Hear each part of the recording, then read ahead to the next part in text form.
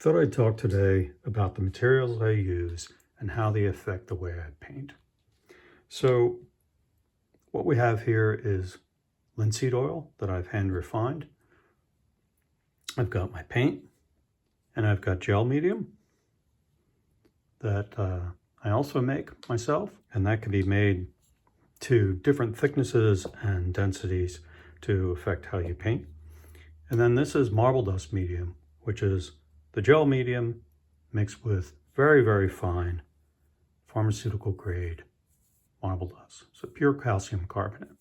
It's what's in your toothpaste. If you want to thin your paint, just add a little bit of linseed oil, take the paint, and you can see it's going to make a more transparent covering, right? You're going to cover the surface, but not so much as, say, direct paint, which, depending on whether you scrape it off or not, is going to have much more saturation. Now let's say you want to take this and you don't want to thin it though, because you can see this could be quite runny on a canvas that's standing up.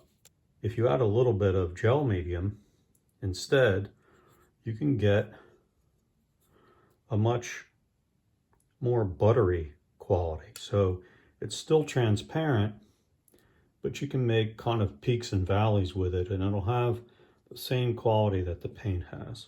And it's also going to be a little bit more transparent, just as if you added the oil.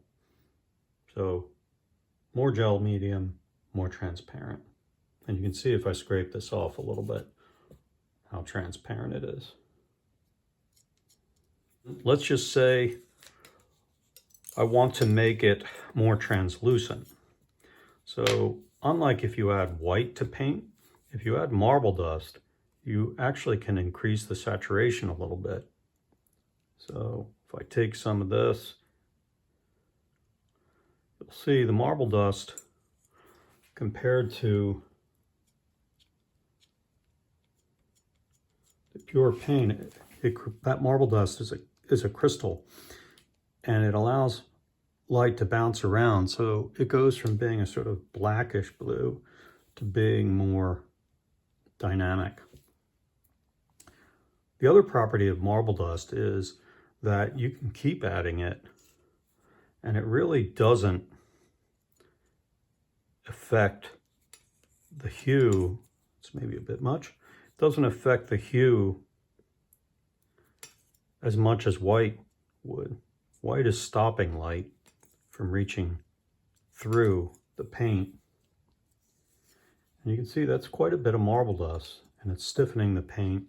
It's not as buttery. I'd say it's more like peanut buttery.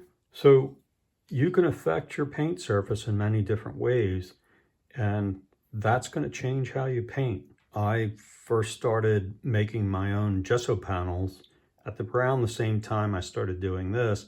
And what I found is by making my own gesso panel, that's very absorbent, is that I can lay down my first thinner coats of paint and have them set up so that when I go over them, they're not pulling that underpainting up.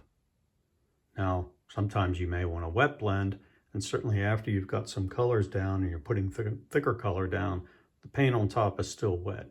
It's still moving around. But if you want to just lay down thin layers, you can have them stay in place while you paint over. The other thing it does is it accelerates drying so much so that if I'm painting, say, a sky, and I want to later add trees on top of it, when I add those trees frequently, the whites in that sky are already starting to gel. They're already setting up enough, they're stiff enough that my green paint isn't mixing with them and blending. Again, if you want it to blend, don't use the marble dust. If you want to accelerate it, you can use a bit of marble dust. It's also strengthening the paint, by the way. It's almost making a plaster out of it. Now, I would not paint with marble dust medium on canvas. The flexibility of the canvas is just a bit too much. But on panel, which I do, I paint on linen that's stretched and glued down over panel, then it gives me the body and the structure that I want.